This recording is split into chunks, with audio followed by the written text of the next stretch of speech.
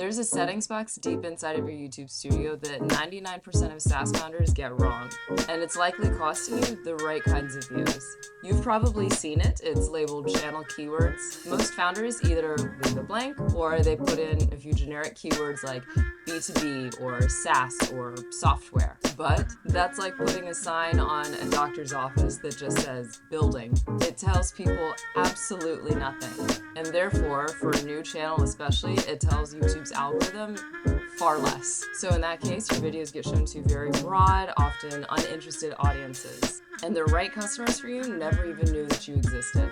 There's a massive difference between telling YouTube what your industry is and telling it who your customer is. But the fix for this is incredibly fast, I promise, and it'll redefine your channel's entire foundation. So let me show you how to get it done right. First, we need to understand the job of these keywords. They aren't for search results like a video tag. Really, their only purpose is to tell the YouTube algorithm what your entire channel is about so that it knows who to recommend your videos to. A generic word like SaaS is useless.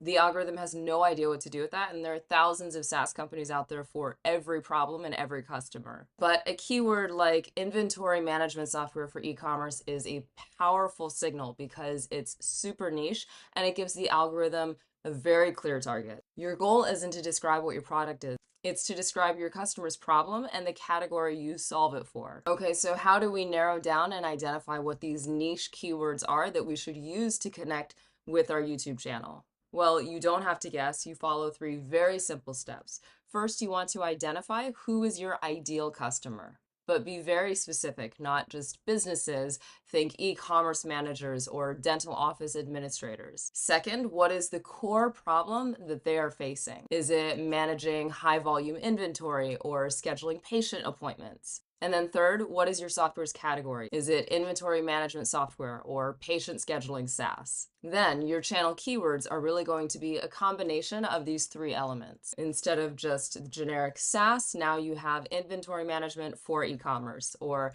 how to track Shopify inventory. Instead of B2B, now you have things like dental office scheduling software, patient appointment management, or software for dental practices. Do you see the difference? You're not talking about yourself. You're speaking your customer's language. So now go to your channel settings, delete any of those generic keywords, and replace them with 5 to 10 hyper-specific phrases instead.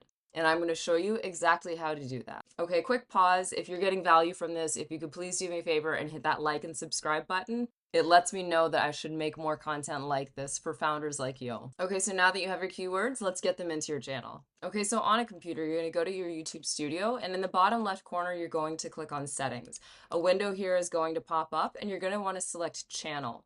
Now, if you have any generic keywords here, delete those immediately and go ahead and paste your hyper-specific phrases. Make sure that you hit save, and then you're all set. Now for mobile devices, there is a catch. You can't access this through your YouTube Studio app. So what you would need to do is go to your phone's web browser like Safari or Chrome, and then go directly to youtube.com. From your YouTube homepage on your mobile device, you'll want to select your icon on the far right at the bottom of your page.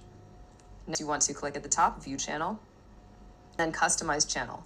This will take you to YouTube Studio, so you do need to make sure it's already downloaded on your device, but it'll open up the browser version on your mobile device. Then your settings button is very small at the bottom on the far left. You want to select that, and it looks the exact same as it would on your desktop. So select channel, and then from here you can add in your keywords. Once, make sure you hit save, and you're all set. It's not going to be as easy to do it on the mobile device, so this is definitely why I would recommend doing it on a computer, but it's up to you. This 2-minute change forces the algorithm to stop guessing and to really start targeting your audience. But if you want to go deeper on finding high-intent keywords that really signal when a customer is ready to buy, I've created a video about just that, which you can check out after. So stop putting up your generic business sign on your YouTube channel and start defining your niche. Thanks for watching, and I'll see you guys in the next one.